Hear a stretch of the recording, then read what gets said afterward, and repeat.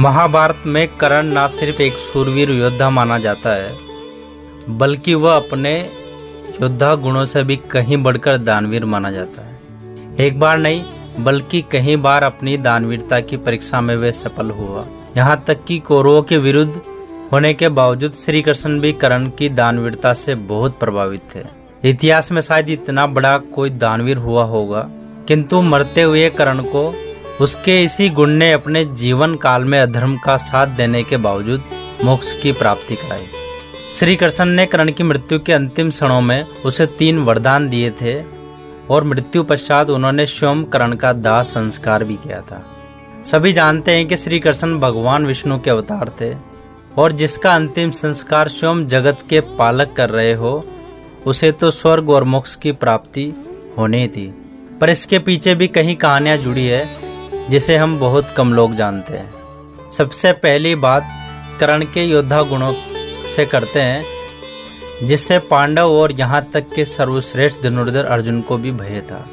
दुर्योधन को यह बात पता थी और इसलिए उसे यकीन था कि जब तक कर्ण उसके साथ है, महाभारत युद्ध में उसकी जीत निश्चित है। यह बात पांडव और श्री कृष्ण भी जानते थे, इसलिए उसकी मृत्यु के लिए नियति ने पहले ही उसके योद्धा गुणों की कुछ सीमाएं तय कर दी थी। श्री कृष्ण को यह बात पता थी कि कर्ण एक असाधारण योद्धा है और अर्जुन कितना भी बड़ा धनुर्धर हो, लेकिन कर्ण के सामने उसकी हार हो सकती थी। इसकी भी कई वजह थी, जिनसे एक कर्ण के पास सूर्य का दिया हुआ वह कवच कुंडल था, जिसके रहते हुए उसे कोई भी अस्त्र शस्त्र नुकसान नहीं पहुंचा सकता था। इसलिए उसे मारना अर्जुन के लिए भी नामुमकिन था।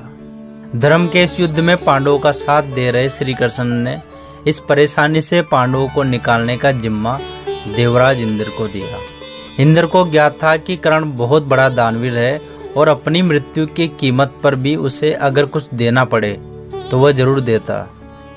इसका लाभ उठाते हुए इंद्र ने भिखारी बनकर उससे उसके कवच कुंडल मांगने की योजना बनाई।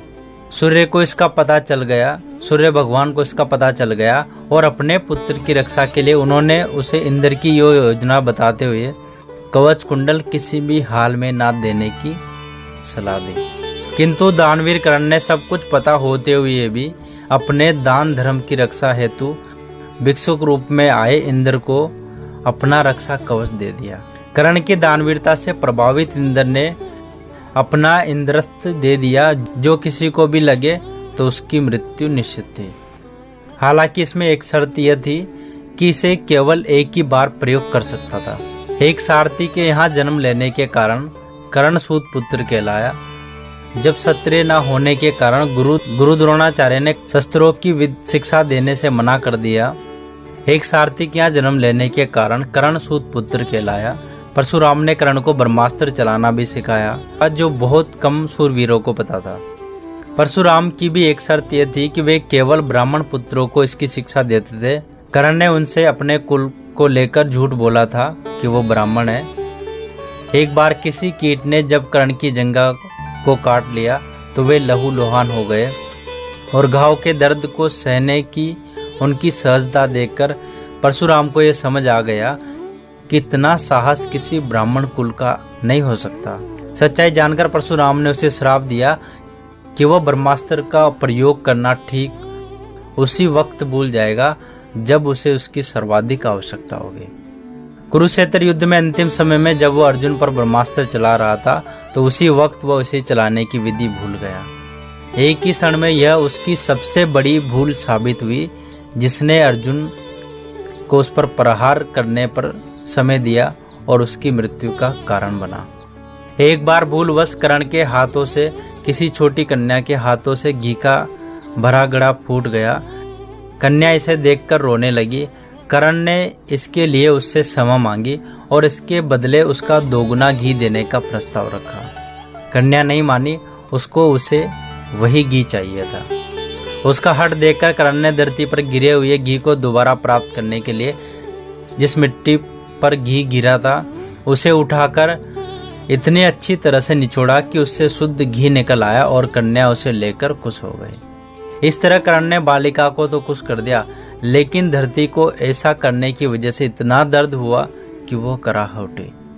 इसी पीड़ा ने उसने कर्ण को श्राप दे दिया, युद्ध में किसी अत्यंत संवेदनशील समय में उसके रथ का पहिया धरती में धंस जाएगा और वह उसकी पीड़ा का कारण बनेगा। आखिरी वक्त पर यह सभी चीजें कर्ण की मौत का कारण बनी। कर्ण ने इंद्रस्त्र से भीम के पुत्र घटोत्कच पर प्रहार कर दिया। इस तरह अर्जुन के प्रहार करने के कारण उसके लिए एक अमोघ अस्त्र नहीं रहा। युद्ध के 9वें दिन अचानक उनके रथ का पहिया जमीन में धंस गया। युद्ध को बचाने के लिए वह अर्जुन पर ब्रह्मास्त्र का प्रयोग करता कि तभी वह ब्रह्मास्त्र का प्रयोग करने की विधि भूल गया। अर्जुन से उसने युद्ध नियम का पालन करते हुए बाण प्रहार रोकने के लिए कहा, लेकिन श्री कृष्ण ने अर्जुन को यह कहते हुए ऐसा करने से रोक लिया कि अभिमन्यु के साथ युद्ध में उसने सभी नियमों का पालन नहीं किया था। इसी प्रकार कर्ण अर्जुन के बाणों का शिकार होकर मृत्यु को प्राप्त हुआ। किंतु अंतिम क्षणों में उसके कौशल और दानवीरता से प्रसन्न श्री कृष्ण ने कर्ण से 3 वरदान मांगने को कहा। ज्ञानी कर्ण ने पहले वरदान में श्री कृष्ण से अगले जन्म में अपनी तरह के लोगों के उत्थान के लिए कुछ विशेष करने को वरदान मांगा, क्योंकि सूत पुत्र होने के कारण ही पूरा जीवन उसे छल और दुखों का सामना करना पड़ा। दूसरे वरदान में उसने अगले जन्म में श्री कृष्ण द्वारा उसी के राज्य में अवतार लेने की इच्छा प्रकट की। और तीसरे वरदान में उसने श्री कृष्ण से एक प्रकार से अपने मोक्ष के लिए वरदान मांगा। कर्ण ने इच्छा प्रकट की कि उसका अंतिम संस्कार एक ऐसे स्थान पर हो जहां कोई पाप ना हो। तो दोस्तों, अगर आपको वीडियो पसंद आई है तो वीडियो को लाइक करें और कमेंट करके हमें जरूर बताएं कि आपको वीडियो कैसी लगी। और अगर आप पहली बार हमारे चैनल पर आए हो तो हमारे चैनल को सब्सक्राइब जरूर करें और बेल आइकन को दबाएं।